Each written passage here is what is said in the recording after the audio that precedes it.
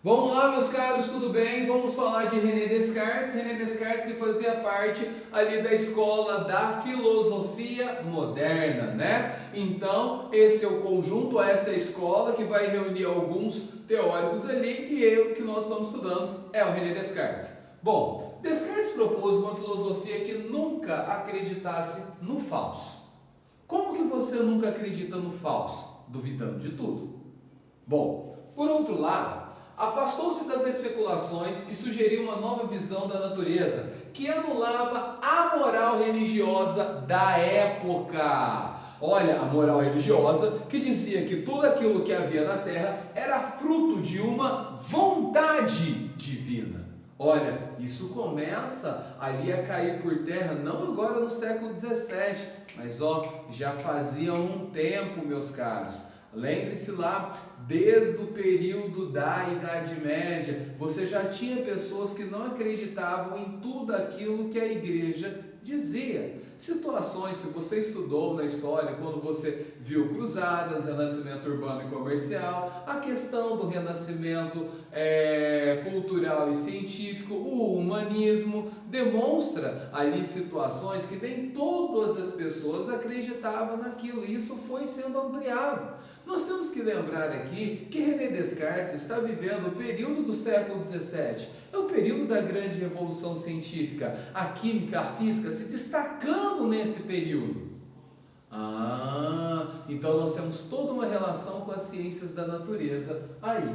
Bom, a filosofia, segundo René Descartes, ela precisa ser clara, ela precisa ter transparência. As pessoas devem olhar para ela e entender com facilidade. Nada de coisas mirabolantes que você fica ali olhando sem conseguir entender. Descartes falava, tem que ser claro. Tem começo, tem meio, tem fim, e eu consigo entender. Ele está colocando aqui, já questionando uma coisa lá da questão religiosa. Lembra da filosofia patrística e da filosofia escolástica?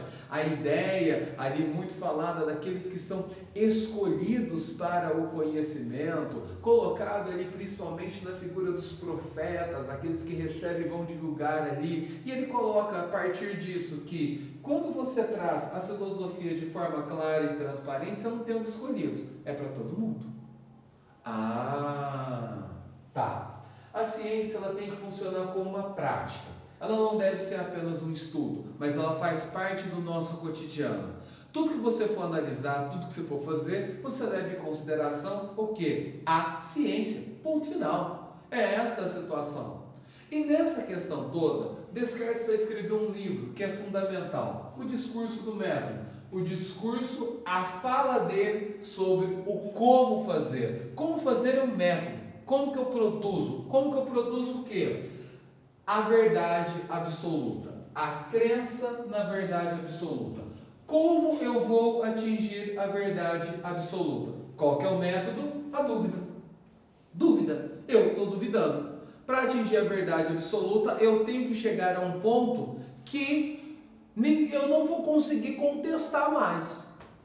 E ali eu não vou encontrar nenhum mecanismo ali de dúvida. Enquanto eu estiver duvidando da situação, aquilo não é verdade.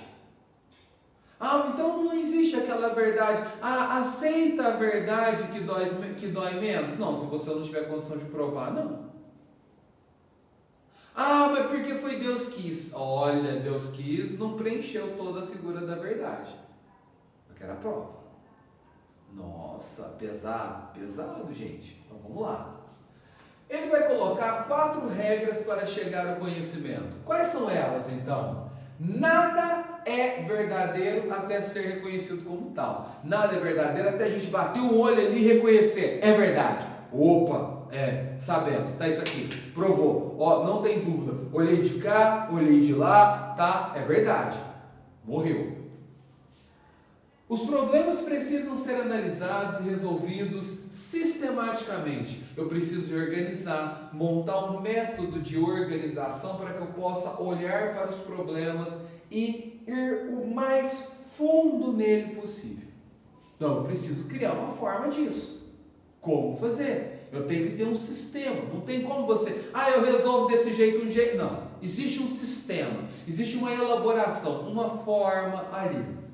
3. Os estudos devem partir do simples para o complexo. Depois que você sistematizou tudo, você começa a fazer análise do mais simples para o mais complexo. Seria como eu colocasse o problema meu entre parênteses e traçasse ali uma régua. E aí eu vou dividir esse problema em pequenas partes. Aqui é uma parte, aqui é outra, aqui é outra, aqui é outra, aqui é outra, aqui é outra, aqui é outra, aqui é outra, aqui é outra, aqui é outra, aqui é outra. E aí eu vou analisar parte a parte, do mais simples ao mais difícil. Seria mais ou menos, meus caros, assim. Olha só, suponhamos que você é um assistente de um grande advogado e ele tem uma grande causa para ser resolvida, um problema enorme. Como que você vai fazer? Você vai pegar daquela causa e vai pegar e dividir todo aquele calhamaço de papel em pequenas partes. Então, você coloca em primeiro lugar o que, meus caros? Eu vou colocar aqui os dados pessoais, suponhamos que seja um crime, do criminoso. Depois, os seus relacionamentos familiares. Depois, os seus relacionamentos com amigos. Olha, eu estou sistematizando o problema. Os seus relacionamentos de trabalho. Por último, o crime. Qual foi a causa do crime? Qual foi a consequência? O porquê? Vamos verificar se existe relacionamento dentro da questão familiar ali para esse indivíduo ter causado esse crime? É assim que funciona? É assim que funciona. Toda essa relação passa a ser analisada. E olha só, o quarto ponto: o processo deve ser totalmente revisto e nada deve ser omitido. Olha, eu não estou entendendo esse laço familiar com ele. O que você tem que fazer? Revisar o processo, averiguar, analisar e entender essa ponta que ficou lá. Olha, isso daqui eu vou descartar. Não existe o descarte, né? Descartes considera tudo. Tudo deve ser analisado. Tudo deve ser estudado e revisado continuamente. Meus caros e ilustres amigos, até o próximo vídeo. Tchau, tchau.